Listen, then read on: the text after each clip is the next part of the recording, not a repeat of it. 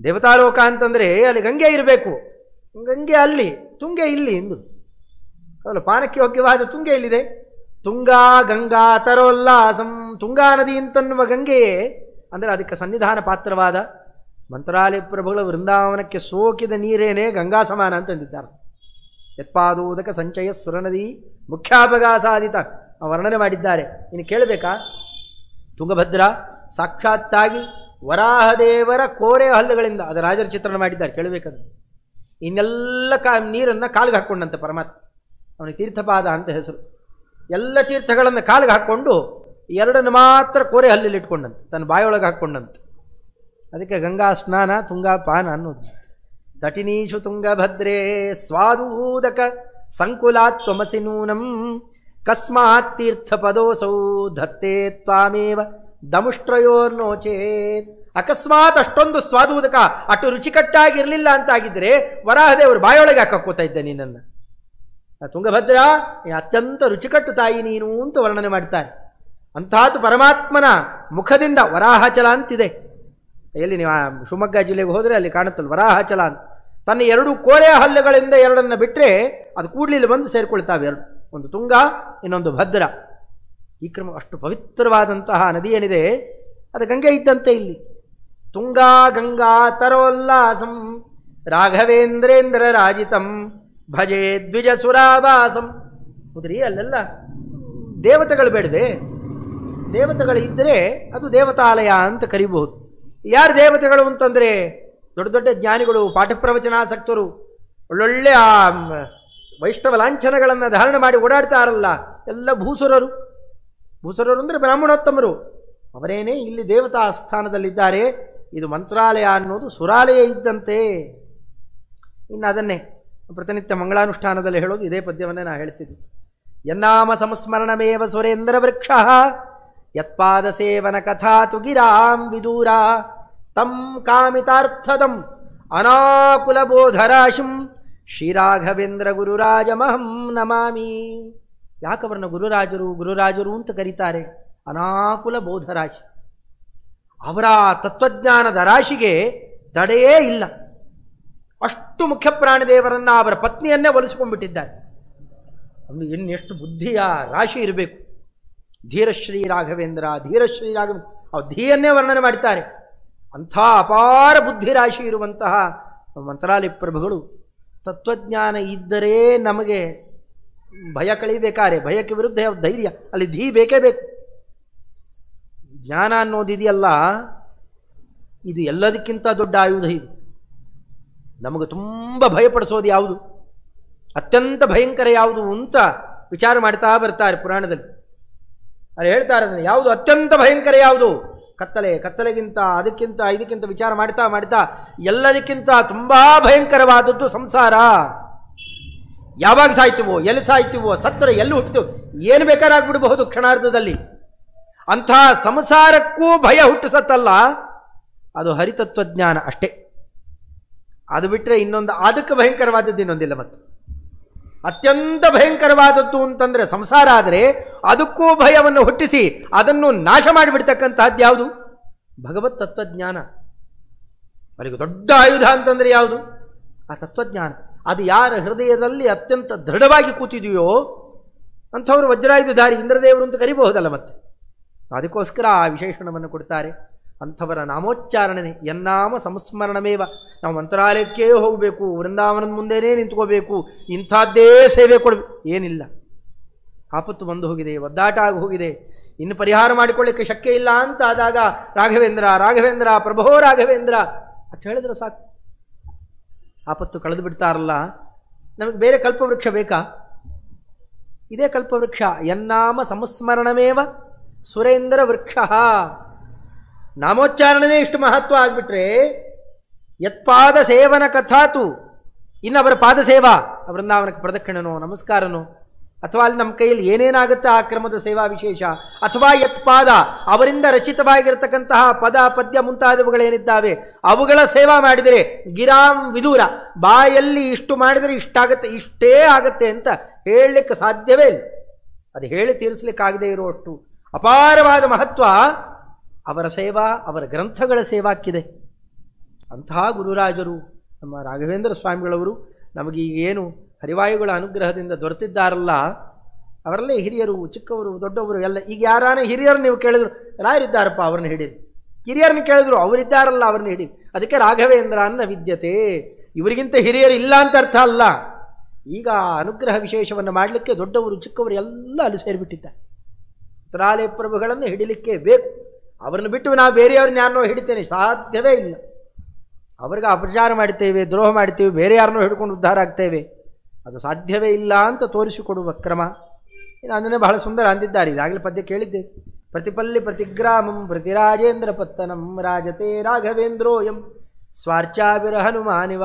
ಪ್ರತಿ ಹಳ್ಳಿ ಪ್ರತಿಯಲ್ಲಿ ನೀವು ಯಾವುದೋ ಮೂಲೆಯಲ್ಲಿ ಎಲ್ಲೋ ಹೋದರೆ ಅಲ್ಲೊಂದು ಮೃತ್ಯುಕಾ ವೃಂದಾವನ ಪ್ರತಿಷ್ಠಾಪನೆ. ನೀವು ಕೇಳಿದರೆ 50 ವರ್ಷ ಆಗಿದೆ, 100 ವರ್ಷ ಆಗಿದೆ ಅಂತಂತ. ಎಲ್ಲೂ ಗೊತ್ತೇ ಇಲ್ಲದೆ ಇರೋ ಹಳ್ಳಿಗಳಲ್ಲಿ, ಗಲ್ಲಿಗಳಲ್ಲಿ. ಇನ್ನಂತೂ ನಮ್ಮ ಬೆಂಗಳೂರಲ್ಲಿ ಕೇಳಲೇಬೇಕಾಗಿಲ್ಲ. ಪ್ರತಿ ರಾಜೇಂದ್ರ ಪತ್ತನಂ ಅಂತಂದಿದ್ದಾರೆ. ರಾಜೇಂದ್ರ ಪತ್ತನದಲ್ಲೂ ಪ್ರತಿ ನಗರಿಗಳಲ್ಲಿ, ಆ ನಗರಿಗಳಲ್ಲೂ ಕೂಡ ಪ್ರತಿ ಒಂದೊಂದು ಬಡಾವಣೆಗಳಲ್ಲಿ ಎಲ್ಲೆಲ್ಲಿ ಎಷ್ಟೆಷ್ಟು ರೂಪಗಳನ್ನು ಅದನ್ನು ನಮ್ಮ ಬೆಂಗಳೂರಲ್ಲೇ ಎಷ್ಟಿದೆ ಅಂತ ಲೆಕ್ಕ ಹಾಕಿ ನೋಡಿರ್ಬೇಕಾರೆ. ಎಷ್ಟು ರಾಯರ ವೃಂದಾವನಗಳು ನಮ್ಮ ಮನೆಗಳಲ್ಲಿ ಎಷ್ಟೆಷ್ಟು ಸೇರ್ಕೊಂಡ್ಬಿಟ್ಟಿದ್ದಾರಲ್ಲ. ಇದು ಯಾಕೆ ಇಷ್ಟೊಂದು ಮೆರಿತಾ ಇದ್ದಾರೆ ಮಂತ್ರಾಲಯ ಪ್ರಭುಗಳು ಅಂದರೆ, ಹಿಂದೆ ಹನುಮಪ್ಪನ ವಿಗ್ರಹ ಅಷ್ಟೊಂದು ಪ್ರತಿಷ್ಠಾಪನೆ ಮಾಡಿದ್ದಾರಲ್ಲ ವ್ಯಾಸರಾಜರಾಗಿದ್ದಾಗ, ಅದಕ್ಕೆ ಹನುಮಂತ ದೇವರು ಅವ್ರು ಋಣ ತೀರಿಸ್ತಾ ಇದ್ದಾರಂತೆ. ನೀವು ನಮ್ಮದು ಬೇಕಾಷ್ಟು ಮಾಡಿಬಿಟ್ಟಿದ್ದೀರಿ, ಅದಕ್ಕೆ ನಿಮ್ಮದು ಅದಕ್ಕೆ ಡಬ್ಬಲ್ ಆಗಬೇಕು, ಅಷ್ಟು ಮೆರೆಸಿಬಿಡ್ತೇವೆ ಅಂತ ಅವರು ಹೊರಟಿದ್ದಾರೆ. ಇದು ಮುಖ್ಯಪ್ರಾಣ ದೇವರು ನಿಂತು ಮೆರೆಸ್ತಾ ಇರೋ ಕ್ರಮ ಅಂತ ಚಿತ್ರಣ ಮಾಡ್ತಾ, ಸಾಲಗ್ರಾಮ ಶಿಲಾ ಸಹಸ್ರವಿಲ ಸದ್ಗರ್ಭಂ ವಿದರ್ಭಾತ್ಮಜ ವೈದೇಹಿ ಹೃದಯಾಭಿರಾಮನ ಹರಿ ವ್ಯಾಸೈ ಸಮಾಧಿಷ್ಠಿತಂ ಹೇಮಾಲಂಕರಣೈರಲಂಕೃತಮಘೌ ರಾತಾಪಹಂ ಪಶ್ಯತಾಂ ವಂದೇಹಂ ಗುರು ರಾಘವೇಂದ್ರ ಭವತೋ ವೃಂದಾವನಂ ಪಾವನಂ. ಇವೆಲ್ಲ ನಮ್ಮ ಜಲಹಳ ಆಚಾರ್ಯರ ಆ ಶಬ್ದ ಸಂಯೋಜನಾ ಕ್ರಮ, ಅದ್ಭುತವಾದ ಕವಿತ್ವ ಅವರದ್ದು. ಅದನ್ನು ಯೋಜನೆ ಮಾಡಿ ಹೀಗೆ ಮಾತಾಡ್ತಾರೆ. ಅಲ್ಲಿ ಏನಿದೆ, ಅಲ್ಲಿ ವೃಂದಾವನದಲ್ಲಿ ಏನಿದೆ ನನ್ನೆಲ್ಲ ನೋಡಿದ್ದಲ್ಲ, ಅದನ್ನಂತಾರೆ ಸಾಲಿಗ್ರಾಮ ಶಿಲಾ ಸಹಸ್ರ ವಿಲಸತ್. 12 ಸಾಲಿಗ್ರಾಮ ಸೇರ್ಕೊಂಡ್ಬಿಟ್ರೆ ಒಂದು ಕ್ಷೇತ್ರ ಅಂತ ಕರೀತಾರೆ. 12,000 ಸಾಲಿಗ್ರಾಮ ಸೇರ್ಕೊಂಡ್ಬಿಟ್ರೆ ಅದು ಸಾಮಾನ್ಯ ಸಾಲಿಗ್ರಾಮ ಅಲ್ಲ, ಲಕ್ಷ್ಮೀನಾರಾಯಣ ಸಾಲಿಗ್ರಾಮಗಳು ಅಂತ. ಎಲ್ಲಿ ನಮಸ್ಕಾರ ಮಾಡಿದ್ರು ಲಕ್ಷ್ಮೀನಾರಾಯಣಂ ವಂದೇ ಅಂತ ಶುರು ಮಾಡ್ತಾರೆ. ಮಕ್ಕಳಿಗೆ ಹೆಸರಿಟ್ಟಿದ್ದು ಲಕ್ಷ್ಮೀನಾರಾಯಣಾಚಾರ್ಯ ಅಂತಾನೆ.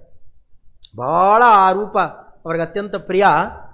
ಅವರು ವೃಂದಾವನ ತುಂಬಿದ್ದು ಲಕ್ಷ್ಮೀನಾರಾಯಣ ಸಾಲಿಗ್ರಾಮನೇ. ಬಹಳ ಅಪರೂಪ ಆ ಸಾಲಿಗ್ರಾಮ. ಸಾಲಿಗ್ರಾಮಗಳ ಬಗ್ಗೆ ಪರಿಚಯ ಇದ್ದರೆ ಅದು ಗೊತ್ತಾಗುತ್ತೆ. ಒಂದೇ ವದನದಲ್ಲೇನೆ ಅಕ್ಕಪಕ್ಕ 4 ಸುದರ್ಶನಗಳು ಸೇರಿರಬೇಕು.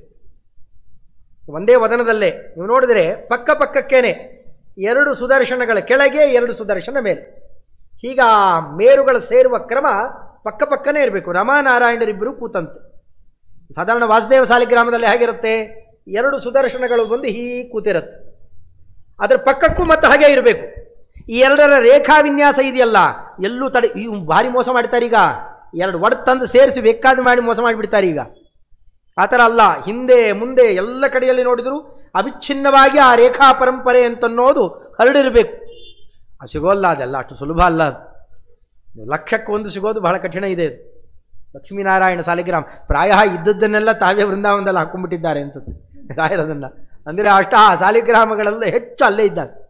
ಅತ್ಯಮೌಲ್ಯವಾದದ್ದು ಸಾಕ್ಷಾತ್ ರಮಾನಾರಾಯಣರ ಸನ್ನಿಧಾನಕ್ಕೆ ಪಾತ್ರವಾದಂತಹ ಸಾಲಿಗ್ರಾಮದಲ್ಲಿ ಯಾರೋ ಆವಾಹನೆಗೆ ವಾಹನ ಇಲ್ರಿ. ಬಿಂಬಮೂರ್ತಿಯ ಸಾಹಿತ್ಯೇನ ತದಂತಶ್ಚಿಂತೆಯೇದ್ಧರಿಂ. ಬಿಂಬಮೂರ್ತಿಯ ಐಕ್ಯ ಚಿಂತನೆ ಮಾಡಿಬಿಟ್ರೆ ಆಗೋಯ್ತು. ಸಹಜವಾಗಿ ಒಂದೊಂದು ರೇಖೆಯಲ್ಲಿ, ಒಂದು ಸುದರ್ಶನ ಅಂತ ತಗೊಂಡ್ರೆ ಎಷ್ಟು ರೇಖೆ ಇರುತ್ತಲ್ಲಿ, ಒಂದು ರೇಖೆಯಲ್ಲಿ 5,735 ಭಗವದ್ ರೂಪ ಅಂತ. ನೀವು ಜಗನ್ನಾಥದಾಸರನ್ನು ಕೇಳ್ರಿ, ಇನ್ನೂ ಹೆಚ್ಚು ಹೇಳ್ತಾರೆ. ಒಂದೊಂದು ರೇಖೆಯಲ್ಲಿ ಅಷ್ಟಷ್ಟು ರೂಪ ಇರುತ್ತೆ. ಅಂಥದ್ದು ಎಷ್ಟು ರೇಖೆ? ನೀವು ಸಾಲಿಗ್ರಾಮನೇ ಪೂರ್ಣ ಬೇಕು ಅಂತ ಒಂದು ಸುದರ್ಶನ ಇಟ್ಕೊಂಡ್ಬಿಟ್ರೆ ಸಾಕು.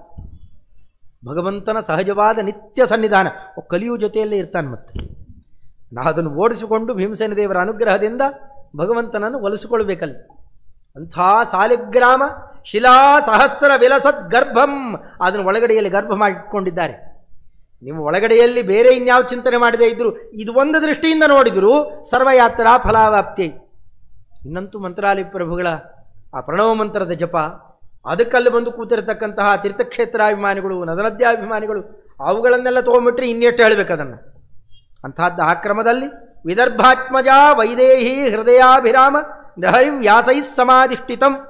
ಇದರ ಮೇಲೆ ರಾಮ, ಕೃಷ್ಣ, ನರಹರಿ, ವ್ಯಾಸಾದಿ ರೂಪಗಳಿಂದ ಭಗವಂತ ಇರೋದು.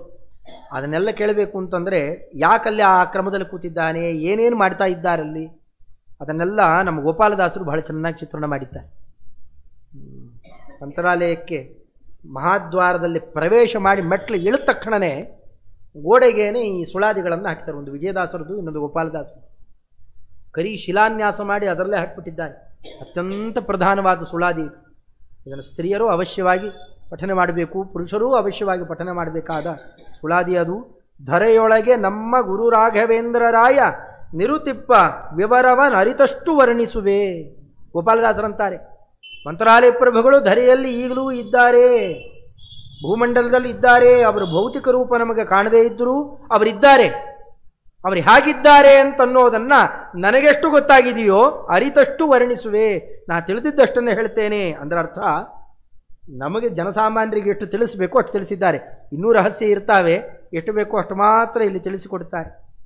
ಸ್ಥಿರವಾಗಿ ಮಂತ್ರಾಲಯಪುರ ತುಂಗಾ ತೀರದೆ ಹರಿಭಕ್ತ ಪ್ರಹ್ಲಾದ ವರಯಾಗ ಇಲ್ಲೇ ಮಾಡಿ, ಅದೇ ಸ್ಥಳದಲ್ಲೇ ಇವತ್ತೇನ ಮಂತ್ರಾಲಯ ಪ್ರಭುಗಳ ವೇದಿಕೆ ಇದೆ, ವೃಂದಾವನ ವೇದಿಕೆ, ಅದು ಪ್ರಹ್ಲಾದರಾಜರು ನರಸಿಂಹದೇವರನ್ನು ಒಲಿಸಿಕೊಳ್ಳಿಕ್ಕೆ ಅಂತ ಮಾಡಿದಂತಹ ಯಜ್ಞ ವೇದಿಕೆ, ಯಜ್ಞಕುಂಡ ಹಾಗೆ ಇತ್ತು ತುಂಗಾ ತೀರದಲ್ಲಿ. ಆ ಯಜ್ಞವೇದಿಕೆಯಲ್ಲಿ, ಯಾವ ಯಜ್ಞವೇದಿಕೆಯಲ್ಲಿ ದೊಡ್ಡ ದೊಡ್ಡ ಋತ್ವಿಜರು ಪರಮಾನುಗ್ರಹ ವಿಶೇಷವನ್ನು ಮಾಡಿ ಪ್ರಹ್ಲಾದರಾಜರ ಆಹುತಿಗೆ ಪ್ರಸನ್ನನಾಗಿ ಭಗವಂತ ಎಲ್ಲಿ ದರ್ಶನ ಕೊಟ್ಟಿದ್ನೋ ಅಂತಹ ಸ್ಥಳ ಅದು. ಎಷ್ಟು ಪವಿತ್ರ ಆಗಿತ್ತು.